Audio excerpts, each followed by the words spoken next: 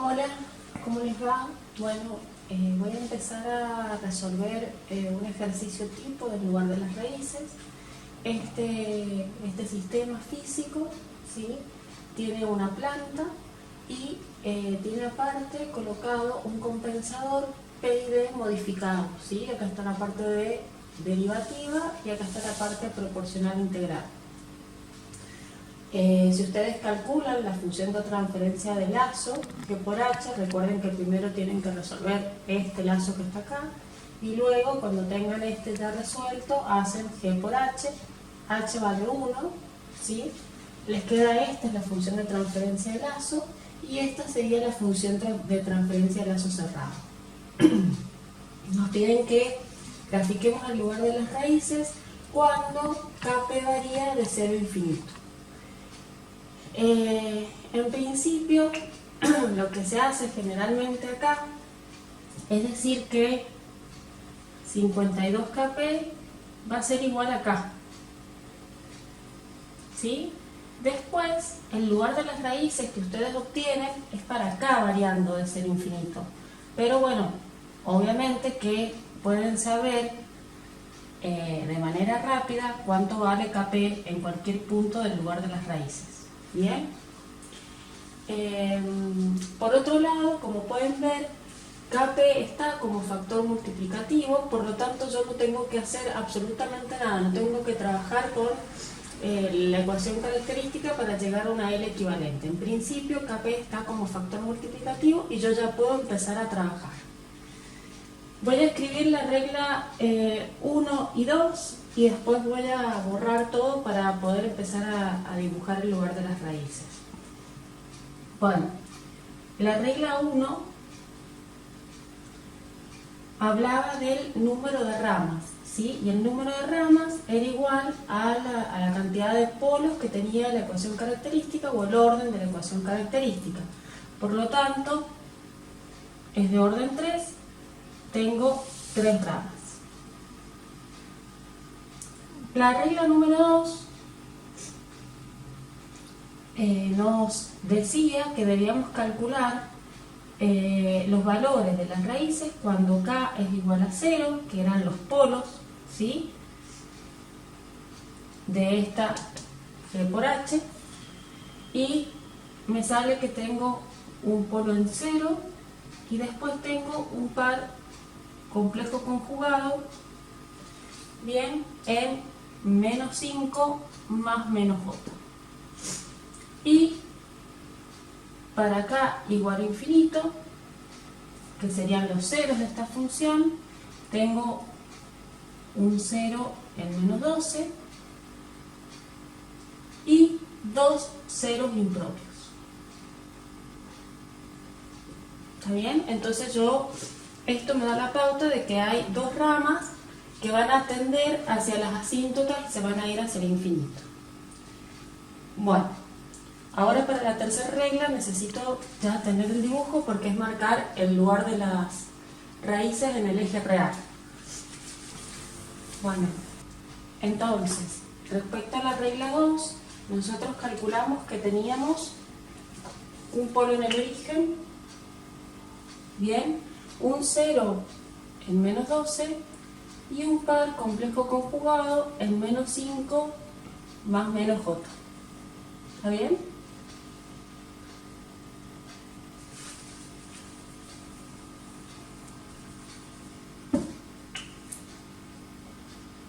Bueno, obviamente que esto no va a estar dibujado a escala, ¿sí? Ustedes lo pueden graficar mejor en un papel cuadriculado. Con la regla 3 nos habla de determinar el lugar de las raíces en el eje real. Entonces, debíamos tomar cualquier punto a la derecha de este 0, ¿sí? Si yo cuento a la derecha del 0 la cantidad de polos y ceros, me tenía que dar un número impar para determinar si pertenecía al lugar directo, que era cuando Kp variaba de 0 a infinito. Cualquier punto que yo tome acá y cuento a mi derecha, siempre tengo 2, ¿sí? Por lo tanto, esto no pertenece al lugar directo. Recuerden también que los polos complejos no se contaban, y de todas maneras si los cuentan siempre va a dar el mismo, o va a dar par o va a dar impar porque son 2.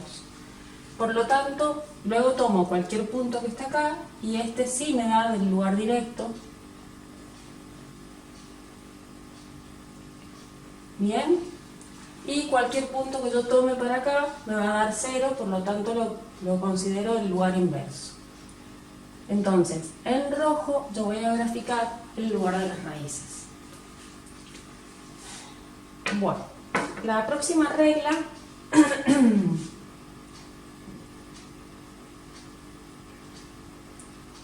es calcular las asíntotas. Disculpen. Las asíntotas las vamos a calcular para determinar si las ramas tienden al infinito, hacia dónde se van.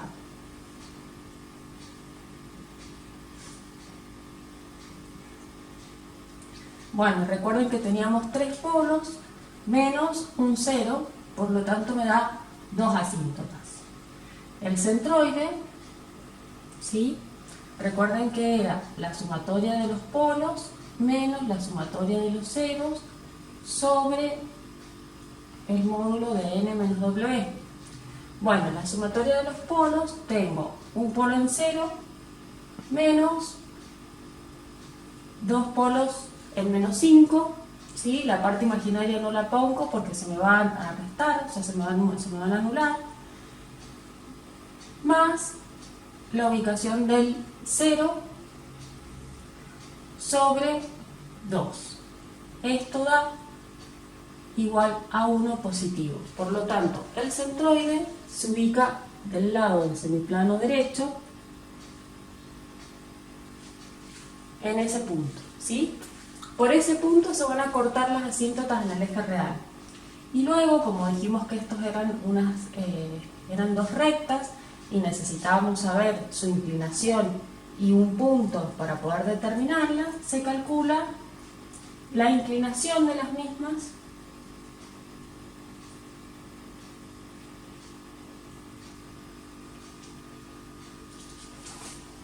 respetando esta fórmula, ¿sí? Y le tengo que dar 2 valores a m, ¿sí? Que puede ser m igual a 0 y m igual a 1, ¿sí? Si m vale 0, me queda 180 dividido en 2, por lo tanto es 90. Y si m es igual a 1, me va a quedar 3 medios de 180, que es igual a 270 grados. Por lo tanto, son 2 rectas que tienen 90 y menos 270, y 270, disculpen. Bueno, esto me da una pauta, ya yo puedo ir visualizando y entendiendo que van a haber 2 ramas que van a cruzar el eje imaginario, ¿está bien? Y se van a ir, cuando tiendan infinito, hacia estas asíntotas. La próxima regla es calcular ángulo de partida, porque no tengo ceros complejos, tengo polos, por lo tanto son ramas que salen, ¿está bien? Bueno, el ángulo de partida, recuerden que se toma, es horizontal y yo tengo que calcular la inclinación con la que sale la rama desde este punto, para abajo o para arriba. A ese ángulo yo le voy a llamar θ1, ¿bien? Que es mi incógnita. Entonces, si yo tomo un punto acá, ¿bien? Tengo que calcular este ángulo, que ya sé cuál es, vale 90, y este que está acá, que lo voy a calcular. Acuérdense que el puntito se tomaba tan cerca como fuera posible del polo que yo quería calcular. Entonces, el requerimiento angular me dice que es la sumatoria de los phi z menos la sumatoria de los phi p igual a 2 por m más 1 por 180 grados. ¿Bien?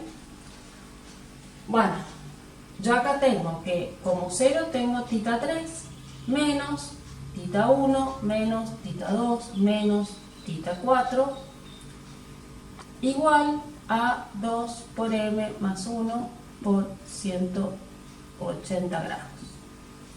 Bueno, y de acá yo tengo que despejar θ 1, el cual me va a quedar si m es igual a 0. Despejo θ 1, ¿sí? Y voy a empezar a calcular cada ángulo, el aporte de cada ángulo hacia el punto en cuestión. Entonces, el primero que aparece es el aporte que hace el 0 y que es tangente a la menos 1, bien, de la parte imaginaria que es 1 sobre 7. Menos el aporte que hace θ 2, ese es directamente pi sobre 2. Voy a trabajar todo en radianes, porque recuerden que la compu, todo esto se lo da en radianes, o la calculadora, bueno, ustedes la tienen que programar para que les dé grado, y el comando en MATLAB es atan para la tangente a la menos 1. Bueno, este ángulo que está acá es menos pi sobre 2, y este que está acá tengo que calcular 180, porque recuerden que yo voy a calcular este ángulo y tengo que calcular el suplementario, menos tangente a la menos 1 de 1 sobre 5. Además, falta poner este término. Si m es igual a 0, ¿sí? Esto me queda menos 180 grados. Perdón, esto que vamos a trabajar en radianes. Menos pi. Bueno, si calculan todo eso y después lo pasan a grados, esto da 8 grados aproximadamente. Esto obviamente queda 90. Esto da 168 grados, ¿sí? Por lo tanto, si ustedes calculan acá el θ 1, les va a quedar menos 430 grados, o lo que es lo mismo decir menos 70,5. ¿Qué significa? Menos 400 grados, menos 430 significa que el ángulo es, dio una vuelta.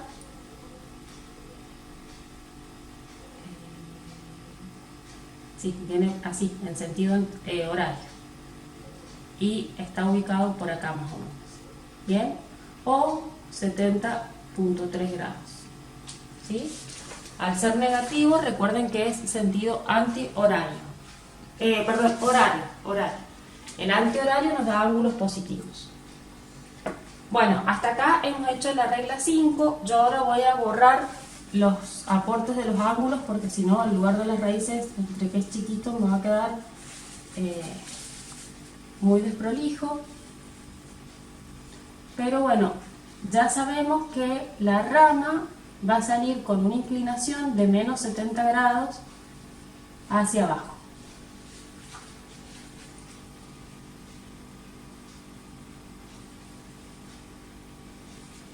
Bueno, y este es el opuesto por el vértice, no hace falta calcularlo, va a salir con más 70 grados hacia arriba.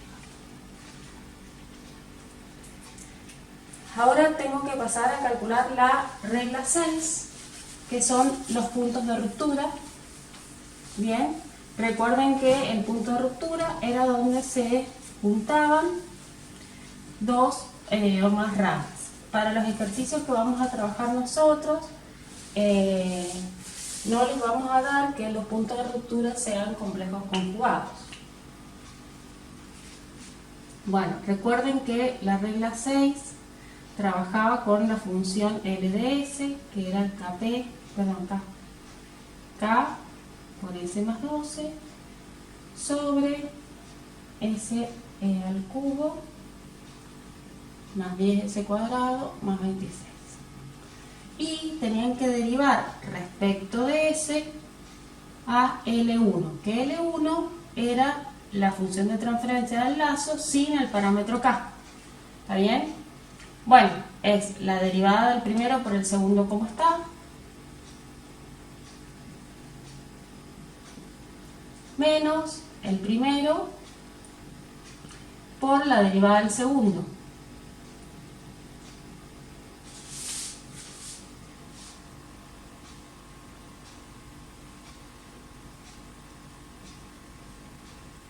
Sobre el segundo elevado al cuadrado.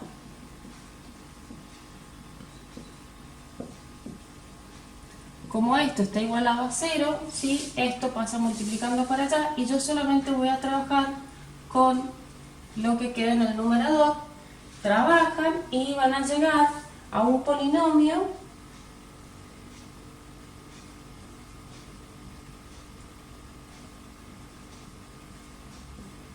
que tiene estos valores. Bueno, sacan las raíces de este polinomio y las raíces me dan que tiene una raíz en menos 2, otra raíz en menos 4.8 y otra raíz en menos 16.7. De estas tres raíces, las que me interesan son estas dos porque esta está en el lugar inverso. Entonces, voy a tener un punto de ruptura en menos 2 y otro punto de ruptura en 4.8, menos 4.8. Lo cual, esto me indica que al tener dos puntos de ruptura y las ramas saliendo para abajo, estas ramas sí o sí van a venir y se van a intersectar en el eje real. ¿Bien? De alguna manera se van a juntar en alguno de estos dos puntos de ruptura. Y por último, queda, bueno, calcular la regla 7, ¿sí? Que es Hurwitz, ¿bien? Que es averiguar el límite de las ramas cuando cruzan el eje imaginario. Dijimos que las ramas iban a cruzar el eje imaginario porque van a tender a estas asíntotas. ¿Bien? Para hacer eso necesito más espacio, ¿sí?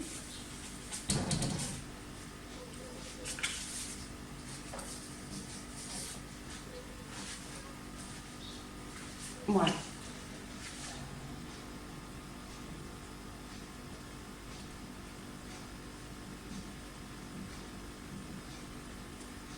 Tomo la ecuación característica que la dejamos implícita en la función de transferencia de lazo cerrado al principio, que era s al cubo más 10s cuadrado más k, acuérdense que acá era 52kp, pero lo voy a poner k porque venimos trabajando solamente con k, más 26, todo eso por s, más 12k.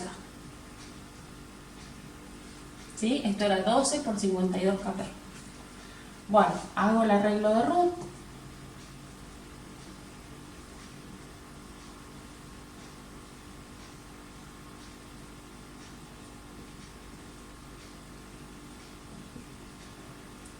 Y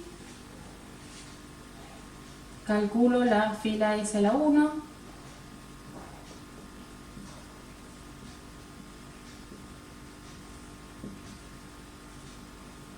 Y el término independiente. Bueno, por lo tanto acá la primera restricción es que 12k sea mayor que 0. Esto implica que k tiene que ser mayor que 0.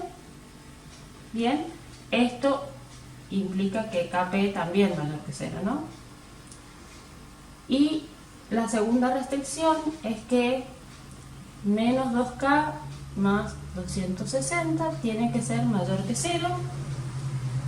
Y si ustedes despejan k, les queda que tiene que ser menor a 130. Bien, por lo tanto, el rango de k es que debe ser mayor que 0 y menor a 130. El k límite es 130. Acá pueden sacar el kp límite también, que va a ser 130 dividido en 52. ¿sí? Y eso les da 2,5. O sea que el Kp es mayor que 0 y menor a 2,5. Ese es el rango del parámetro Kp. Luego deberían calcular el valor o el punto en el cual la rama va a cortar al eje imaginario, que ese, si recuerdan, tenían que tomar la ecuación auxiliar, que era esta que estaba acá, y reemplazar por el K límite, ¿sí? Entonces yo tengo que me queda 10s al cuadrado más 12 por 130, ¿sí? Igual a 0. Y de acá tienen que despejar las raíces de este polinomio.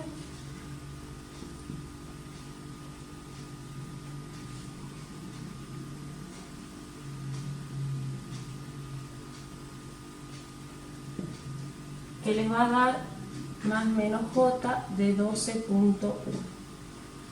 Perdón, punto 4. ¿Está bien? Entonces, las ramas, cuando Kp valga 2,5 o cuando K valga 130, ¿sí? Van a estar cortando al eje imaginario por el punto J12,4.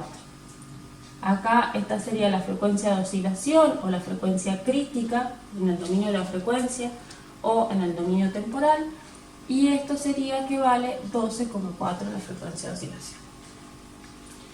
Bueno, la próxima regla era la de la simetría, que decía que el lugar de las raíces era simétrico, ¿sí? Y con toda esta información que tenemos, bien, nosotros ya estamos en condiciones de dibujar el lugar de las raíces. Entonces, estas ramas que salen con esta inclinación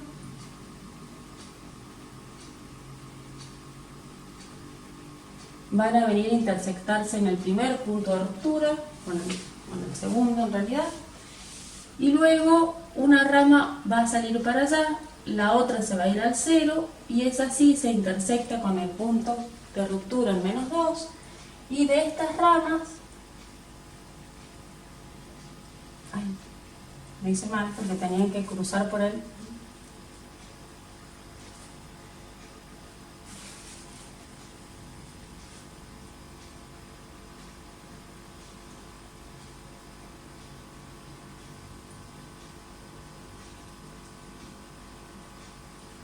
Van a cortar el eje imaginario y se van a hacer asintóticas o van a tender a las asíntotas en el semiplano derecho.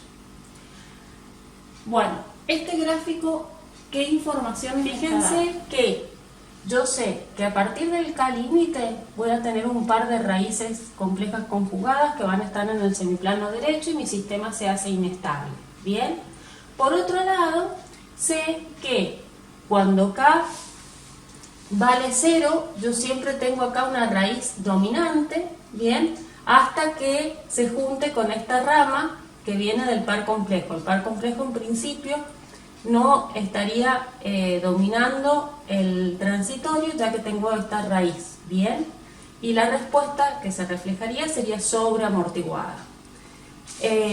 Y luego voy a tener, cuando pase este punto de ruptura, un par complejo conjugado dominante, por lo tanto la respuesta se vuelve en subamortiguada, y para acá voy a tener una raíz real que se va a ir hacia el 0, que se aleja. Lo último que nos queda calcular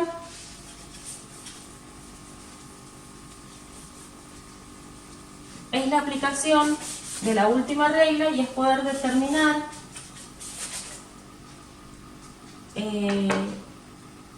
cuando nos dan de información un punto, ¿sí? Acá nos dicen que existe un polo del sistema en menos 8.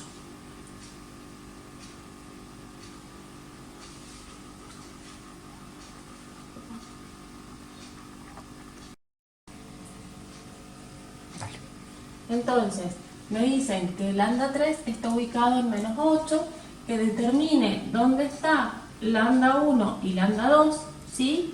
Debido a que yo sé que esto va a ser un par complejo conjugado, porque estoy acercándome acá, ¿sí? Y seguramente ya voy a estar parado en estas dos ramas, ¿bien? Y cuánto vale K en este punto y obviamente en estos dos puntos, ¿sí? Por lo tanto, lo primero que podemos averiguar es cuánto vale K, ¿sí? Aplicando el requerimiento de magnitud. Bien, recuerden que era 1 el módulo de K sobre el módulo de G por H, lo que es lo mismo decir el módulo del denominador de G por H sobre el módulo del numerador. Y esto lo puedo sacar de manera vectorial. Bien, entonces a este punto de acá, el vector que tengo utilizo, por más que esto sea un polo de lazo cerrado, yo utilizo el aporte vectorial, ¿sí?, de los polos del lazo, bien, para calcular esta regla. Entonces, sigue siendo G por H, ¿está bien? Entonces tengo este vector, ¿sí?, que vale 8, por este vector y este vector, ¿está bien? Cuyo es raíz cuadrada de la parte real al cuadrado, ¿sí?, que es 3, más la parte imaginaria al cuadrado, que es 1. Eso está replicado 2 veces, por lo tanto yo tranquilamente podría haber puesto directamente 10. Sobre, ¿sí?, el aporte que hace el numerador, que es este 0 que está acá, que es 4. Si ustedes calculan eso, ¿sí?, el valor de K, o el módulo de K, les da 20. Y para saber, en realidad nuestro parámetro variable era Kp, es 20 dividido en 52, y eso nos da 0,38. Entonces, yo todavía estoy en el rango de estabilidad, por lo tanto estoy parado en estas dos ramas. Luego aplico la primera regla del álgebra, que decía que la sumatoria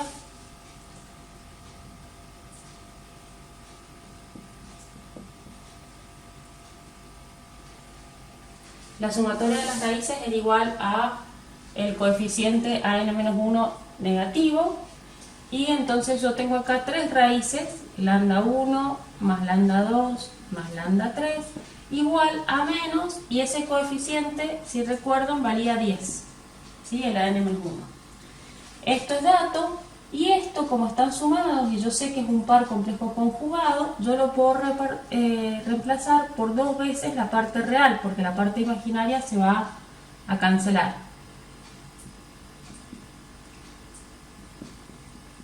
Bueno, si despejan de ahí, pueden despejar cuánto vale la parte real de esas raíces, y me queda que vale menos 1. Y con la otra regla, que es la productoria de j igual a 0 hasta n de los lambda sub j igual a menos 1 a la n por a sub 0, yo puedo despejar cuánto vale omega d, porque al ser raíces complejas conjugadas, yo las puedo escribir como sigma al cuadrado más omega d al cuadrado, lo puedo hacer como el producto de la hipotenusa, por menos 8 igual a, obviamente que me va a quedar negativo porque es menos 1 elevado al cubo, a 0, que era 12K, ¿bien? Y 12K me queda en 240. El término independiente era el A0, era 12 por K. Por lo tanto, yo de acá lo que tengo que despejar es omega d, que me va a quedar raíz cuadrada de 240 sobre 8 menos 1. Bien, y eso me queda igual a 5,38. Por lo tanto,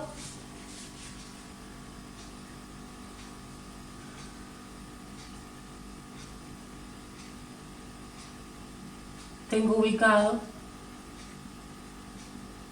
un par complejo conjugado